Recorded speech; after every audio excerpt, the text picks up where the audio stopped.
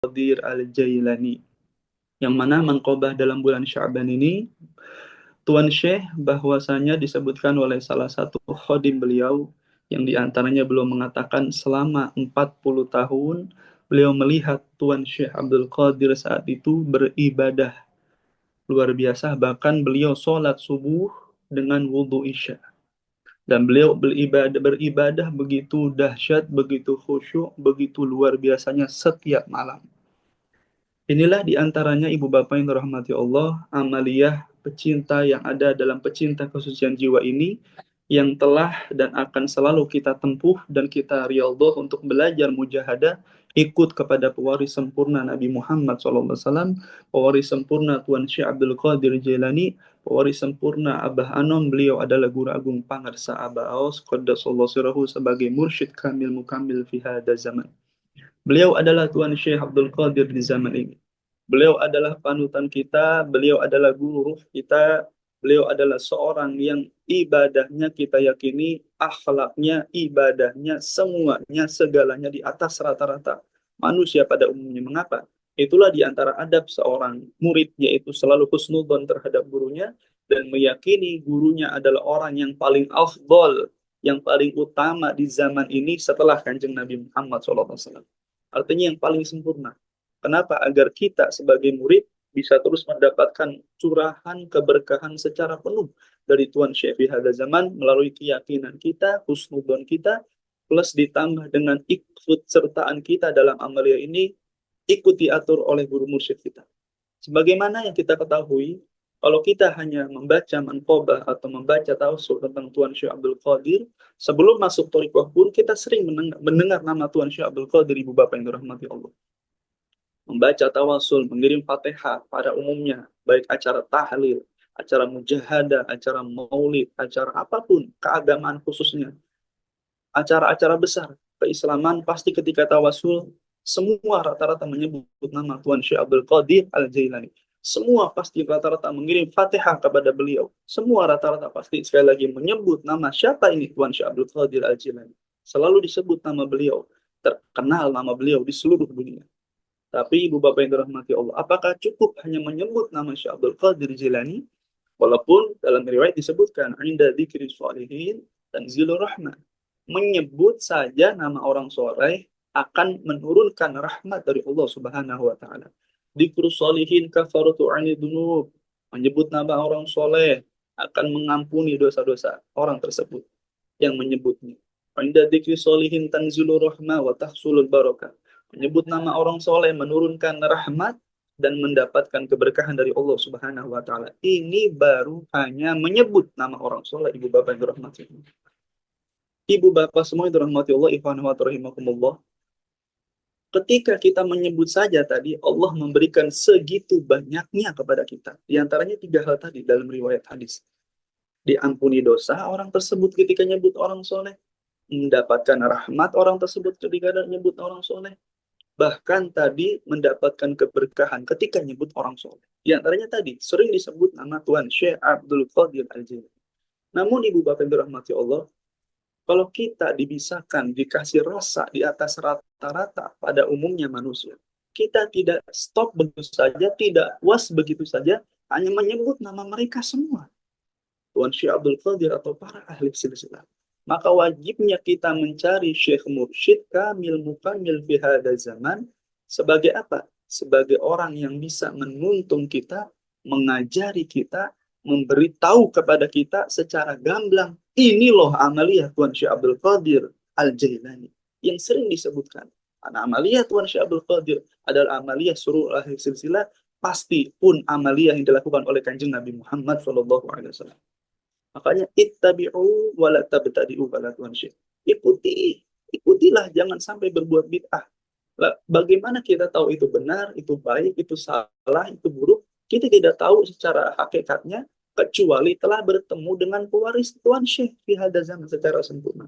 Baru kita bisa meniru, bukan hanya mengetahui, sekali lagi sering mengirim Fatihah pada umumnya, pada orang umumnya hanya mengirim Fatihah atau menyebut nama Tuhan Syekh saja atau membicarakan Tuhan Syekh saja, hanya sekedar itu saja tidak. Tapi ketika kita talqin dzikir, belajar dalam thariqah ini, ikut kepada Tuan Syekh fi hada zaman pangarsa Abbas qaddasallahu sirahu, maka kita bukan hanya menyebut nama Tuan Syekh sekali lagi, tapi kita mulai perlahan diketahui oleh guru agung, dididik oleh guru agung. Ini loh amaliyah Tuan Syekh. Ini loh amaliyah mursyid. Ini loh keseharian Tuan Syekh seperti ini. Di antaranya tadi ibadah beliau yang luar biasa ketika malam hari. Bahkan ibadah beliau bukan hanya malam hari, dalam Toriko ini ada amalia mursyid, kita diberitahu. Dari mulai katakanlah melek mata, bangun tidur, katakanlah sampai tidur lagi, katakanlah seperti itu. Kalau kita mau ikut amalia mursyid, maka itulah diantaranya amalan sempurna dari ahli silsilah, dari Tuan Syekh fi hada zaman, dari Tuan Syekh Abdul Qadir Jilani, hingga baginda Nabi Agung Muhammad SAW. Sehingga kalau kita ikut itu semua, bukan hanya kita mengenal nama Tuan Syekh, tapi kita tadi perlahan mulai ikut ittiba kepada kebiasaan keseharian kemuliaan yang Tuan Syekh lakukan. Di antaranya kalau kita membicarakan tentang manqabah ini, di antaranya ibadah amaliyah beliau. Nah, pada umumnya Ibu Bapak Ibu rahmati Allah, kita sering mendengar fadilah keutamaan malam hari, ibadah tahajud, ibadah di sepertiga malam katakanlah. Para ulama banyak yang menyampaikan hal tersebut. Para alim ulama, para orang-orang soleh di orang-orang yang para pakar tentang ilmu agama menyampaikan keutamaan tentang hadis Nabi. Hal tersebut sering disampaikan.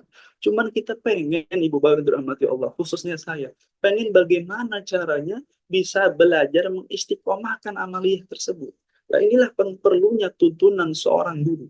Tidak bisa kita ibadah hanya diri membawa diri sendiri saja. Yang ada kalau cuman bawa diri sendiri, jangankan istiqomah, bahkan kita tidak tahu apakah ibadah kita benar atau belum, gitu kan.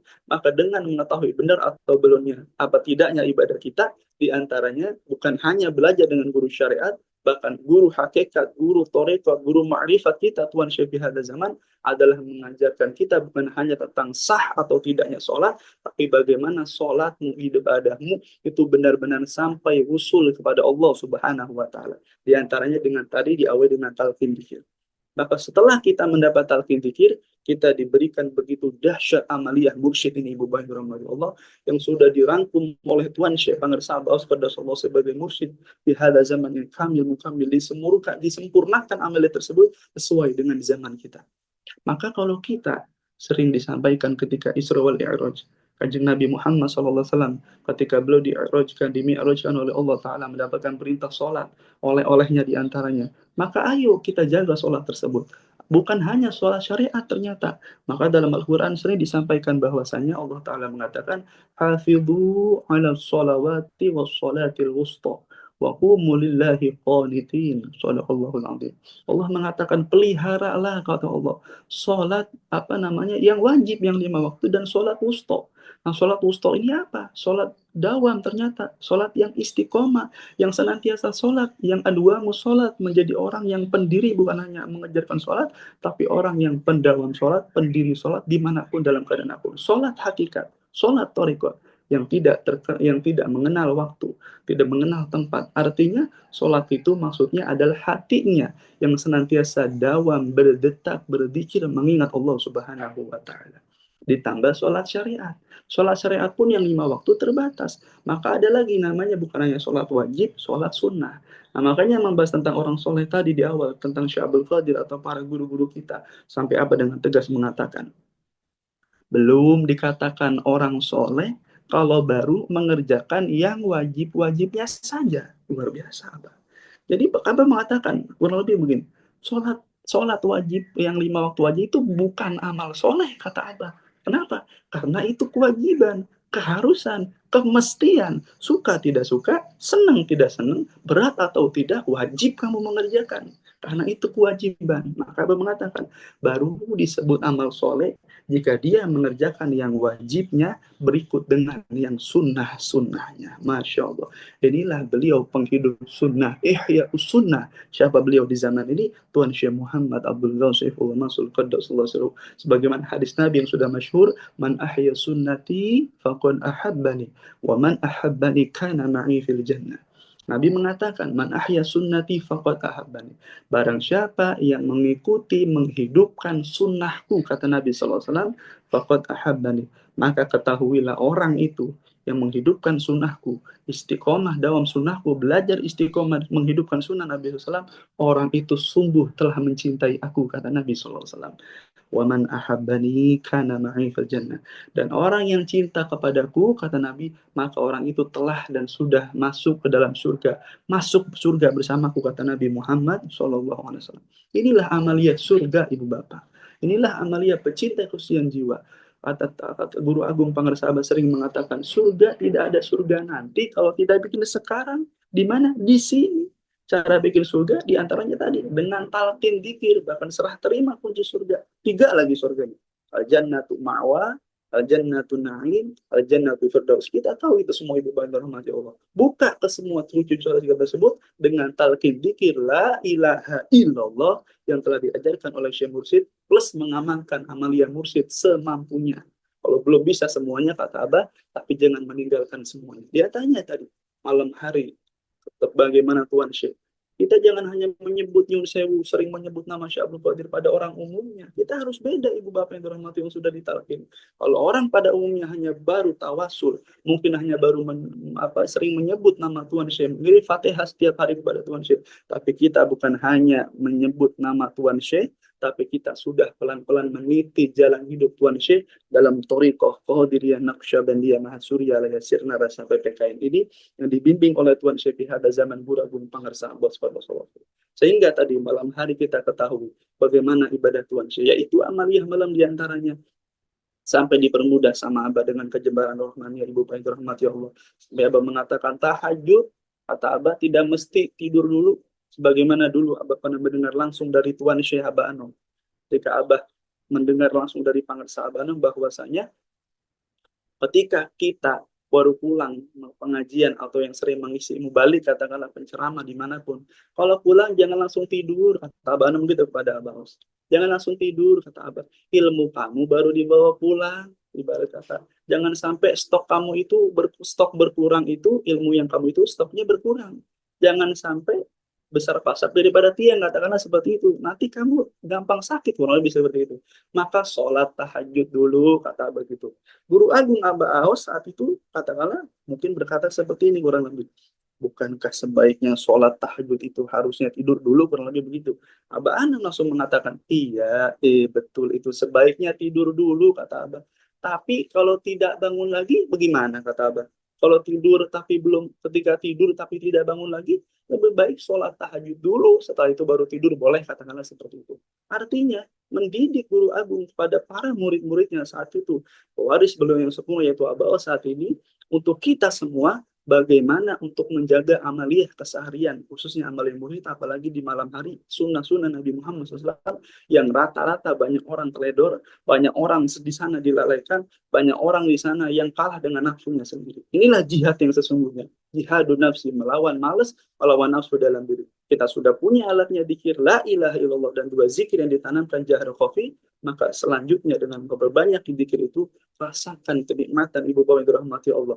Rasakan kucuran, bimbingan, kejembaran rohmaniyah Pangarsahabat, sadar atau tidak sadar, orang yang ditalkin zikir istiqomah mengamalkan mulai perlahan tadi, dia mulai meniti jalan Tuan Syekh Abdul Qadir Al-Jilani dengan memperbanyak ibadah sunnah di malam hari. Di antaranya sudah diberikan Pangarsahabat. Di antaranya diajarkan sholat tahajud kurang lebih 10:30 sudah boleh amaliyah malam. Dimulai di antaranya dengan syukril wudu, mulai dengan tahiyatul masjid, disambung dengan sholat sunat taubah, disambung dengan sholat sunat hajat, disambung dengan apalagi sholat sunat tasbih, disambung di sholat di tengah sholat tahajud 6 rakaat, disambung dengan sholat sunat tasbih 4 rakaat, dan ditutup dengan witir. Setelah itu zikir, baru boleh rehat, katakanlah sampai boleh istirahat. Itulah diantaranya menjaga istiqomahan. Jadi kita pulang dari majelis, bahkan mungkin pulang dari pengajian manakib dimanapun, atau kita masih bekerja di malam hari, pulang jangan langsung tidur dulu, minimal kita amaliyah semampunya.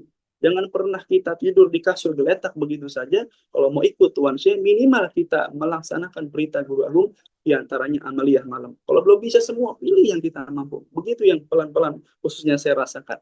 Tapi setelah pelan-pelan kita dawam, maka beratnya apa? Berat untuk meninggalkan. Dikasih rasa seperti itu sama Guru Agung. Mudah-mudahan yang sudah dikasih istiqomah, terus ditambah istiqomah, yang belum terus dikasih rasa dengan karomah barokah Tuan Syekh, dibisakan amaliyah malam. begitu indah, begitu nikmat Ibu Bapak dirahmati Allah. Bahkan ketika kita istirahat tidur katakanlah, ya mungkin pada umumnya tidak terlalu lama. Kalau dulu kita tidur mungkin bisa di atas 5 jam. Sekarang, wallahu a'lam, masya Allah, dengan izin Allah. Begitupun dengan kemurahan hati Tuhan Syekh Kejembar Rahmannya, beliau hanya tidur sedikit, katakanlah 2 jam kurang lebih itu sudah segar. Bahkan 1 jam kurang lebih, katakanlah 2 atau paling lama 3 jam itu sudah enak, enteng badan. Luar biasa, ini karomah luar biasa yang mungkin belum kita rasakan sebelum kita mengenal amaliyah Thariqah ini. Itulah rahasia di antaranya talqin dzikir. Rahasia cahaya keimanan Tuhan Syekh, cahaya ma'rifat, cahaya la ilaha illallah telah dimaksudkan melalui talqin dzikir kepada ruh kita semua, sehingga tadi mau tidak mau kita menjadi penegak sunnah Nabi Muhammad SAW, mau tidak mau kita enteng dalam amalia. Makanya luar biasa Tuhan Syekh, kita bukan bisa tapi dibisahkan, bukan mampu tapi dimampukan olehnya. Hanya di antara kalam Tuhan Syekh yang sangat dahsyat, ibadah abah mah bukan karena Allah tapi oleh Allah. Masya Allah. Bukan karena Allah, tapi oleh Allah. Mengapa? Kalau karena Allah belum tentu sampai. Tapi kalau olehnya, memang ini semua darinya. Digerakkan olehnya, dibisahkan olehnya, dimampukan olehnya. Maka ciri orang yang diistiqomahkan, dimayyasyakan, dikehendaki olehnya, di antara cirinya tadi, dia ibadah ringan. Bukan hanya wajib, sunnah pun ringan. Dia amaliyah mursyid ringan. Dia sohbah ringan. Dia manakiban ringan. Dia khotaman ringan. Semua amal yang telah diberikan Tuhan Syekh seolah-olah dibuat ringan oleh Allah Ta'ala dengan rahasia talqin dzikir dan karomah barokah Tuhan Syekh yang telah merimpah ruah kepada murid-murid yang telah mendapat talqin dzikir dan belajar istiqomah dalam amaliyah ini. Maka mudah-mudahan Ibu yang dirahmati Allah, manqobah Tuhan Syekh itu bukan hanya kita baca saja, kata para sahabat, sebisa mungkin mari sama-sama kita laksanakan pelan-pelan, kita dawamkan pelan-pelan amaliyah terdahsyat ini. Karena Ibu Bapak rahmati Allah, tidaklah kita ibadah seperti ini bukan untuk siapa-siapa, tapi diantaranya untuk bekal kita nanti menghadap pulang kepada Allah Subhanahu wa Ta'ala. Kalau orang diberikan kecerdasan di atas rata-rata, ia pergi keluar kota, membawa katakanlah begitu bekal yang banyak, apalagi keluar negeri, bekalnya lebih banyak lagi, yang mungkin masih di dunia, sementara bagaimana dia pulang kepada Allah, kok bisa berleha-leha, kok bisa santai, kok tidak mau memperbanyak ibadah, bahkan tidak mau mencari syekh mursyid sebagai guru ruhnya, bagaimana dia pulang kepada Allah membawa bekal ibadah sebagai bekal dia mengarungi kehidupan setelah di dunia ini. Artinya kehidupan yang langgeng. Maka bersyukurlah, alhamdulillahilladzi faddalana ala katsirin min ibadihil mu'minin. Orang yang telah ditalqin dzikir, dia sudah memenuhi, mempunyai perbekalan yang sangat penuh yang sudah diberikan oleh Tuhan Syekh di zaman pangeran sahabat. Tinggal kita mau atau tidak mengamalkannya, melestarikannya dengan istiqomah. Maka mudah-mudahan kita nyuwun lagi karomah Tuhan Syekh, walaupun karomah terdahsyat adalah talqin dzikir, tapi semoga karomah istiqomah Abah terlimpah ruah kepada saya dan kita semua yang mendengar ini semua, dan terlimpah semua kepada murid-murid Tuhan Syekh yang sudah ditalqin dzikir, bahkan melimpah luah untuk semua umat di alam semesta ini, di alam dunia ini, dengan karomah barokah Tuhan Syekh. Allah berkahi semuanya, segalanya selamanya. Mohon maaf. Walafu minkum. Assalamualaikum warahmatullahi wabarakatuh.